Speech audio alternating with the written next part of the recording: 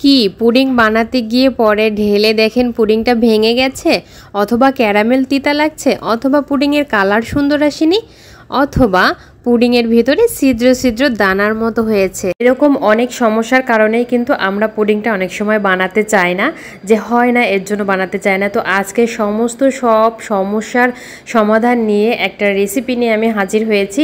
আশা করি আপনাদের এই রেসিপিটা ভালো লাগবে, আর পুরো মনোযোগ দিয়ে রেসিপিটি সম্পূর্ণ দেখবেন, তাহলে বুঝতে পারবেন কিভাবে পারফেক্ট একটি পুডিং তৈরি করা যায়। আর দেখুন আমার পুডিংটা কতটা স্মুথ হয়েছে, আর ভিতরটা অনেক নরম আর সফট। তো চলুন তাহলে আমি রেসিপিটি দেখিয়ে দিচ্ছি। এখানে আমি 1 লিটার দুধ জাল করে হাফ লিটার মতো করে নিয়েছি, আর সাথে পরিমাণ মতো চিনি দিয়েছি, মানে স্বাদ অনুযায়ী যে যেমন মিষ্টি পছন্দ করেন ঠিক সেরকমই দিবেন। জাল করে নিয়ে তারপরে একটা সাইডে রেখে দিয়ে ওটা অনবরত নাড়াচাড়া করতে থাকবো। তারপর একটা যে বাটিতে আমি পুডিংটা সেট করব সেই বাটিতে কিছুটা চিনি দিয়ে একটা ক্যারামেল তৈরি করে নিচ্ছি। ক্যারামেলটা তৈরি করবেন কিন্তু একদম মিডিয়াম আছে, তাহলে ক্যারামেলের কালারটা সুন্দর আসবে আর তিতা হবে না। এখানে ঠান্ডা হয়ে গেছে দুধের ভিতরে আমি 3টা ডিম দিয়ে দিলাম। ডিম 3টা কিন্তু অবশ্যই স্বাভাবিক তাপমাত্রার হতে হবে, তার মানে যদি ফ্রিজে থাকে তাহলে অবশ্যই আধা ঘন্টা আগে বের করে নেবেন। খুব ভালোভাবে আমি এটাকে মিশিয়ে নিয়েছি। তারপরে যে ক্যারামেলটাও সেট হয়ে গেছে, এখন এরকম একটা ছাঁকনি দিয়ে আমি উপর থেকে এই মিশ্রণটি ঢেলে দেব। আর এই দেখুন যে দলা দলা বের হয়েছে, এগুলা থাকলে কিন্তু পুডিংয়ের ভেতরে ছিদ্র ছিদ্র হয়, যদি ছেঁকে দেন তাহলে কিন্তু আর ওই ছিদ্রটা হবে না।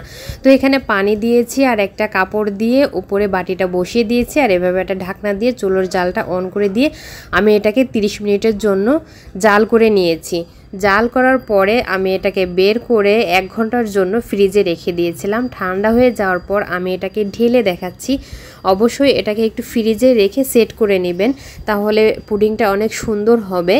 তো এই যে চাকু দিয়ে চারি সাইড দিয়ে একটু কেটে আলগা করে নিচ্ছি, যাতে পুডিংটা বের হওয়ার সময় ভেঙে না যায়, অনেক সুন্দরভাবে বের হয়ে যায়। একটা প্লেট দিয়ে উপর করে পুডিংটা আমি আস্তে আস্তে করে বের করে নিচ্ছি। আর হ্যাঁ, আর একটা কথা বলে রাখি, দুধ জাল করার সময় অবশ্যই অনবরত নেড়ে নেড়ে দুধটা জাল করবেন, যাতে দুধের ভেতরে কোনো রকম সর না পড়ে। আর দুধটা যখন ঠান্ডা করবেন তখনও কিন্তু অনবরত নেড়ে নেড়েই ঠান্ডা করতে হবে। দুধের যদি সর পড়ে তাহলে কিন্তু এই দুধ দিয়ে আপনি আর পুডিং বসাতে পারবেন না। তো মাশাল্লাহ দেখুন আমার পুডিংটা কতটা পারফেক্ট হয়েছে, আর খেতে তো মাশাল্লাহ অনেক মজা হয়েছে। আর ভেতরটা দেখুন কতটা স্মুথ দেখা যাচ্ছে, উপরে কালারটাও সুন্দর এসেছে, আর তেমন নরম তুলতুলে হয়েছে পুডিংটা। যদি আমার মতো এরকম স্মুথ সুন্দর পুডিং বানাতে চান তাহলে কিন্তু অবশ্যই এই ভিডিওটি শেয়ার করে টাইমলাইনে রেখে দিতে পারেন। যখন মন চাইবে যখন বানাবেন তখন কিন্তু এটা দেখে নিতে পারবেন, আর না হলে কিন্তু ভিডিওটি হারিয়ে যাবে। তো রেসিপিটি ভালো লাগলে অবশ্যই লাইক শেয়ার ও কমেন্ট করতে ভুলবেন না। আজকের মতো এখানেই বিদায় নিচ্ছি। সবাই ভালো থাকবেন আর আমাদের জন্য দোয়া করবেন, আর এরকম সুন্দর সুন্দর রেসিপি পেতে অবশ্যই পেজটি ফলো দিয়ে পাশে থাকবেন।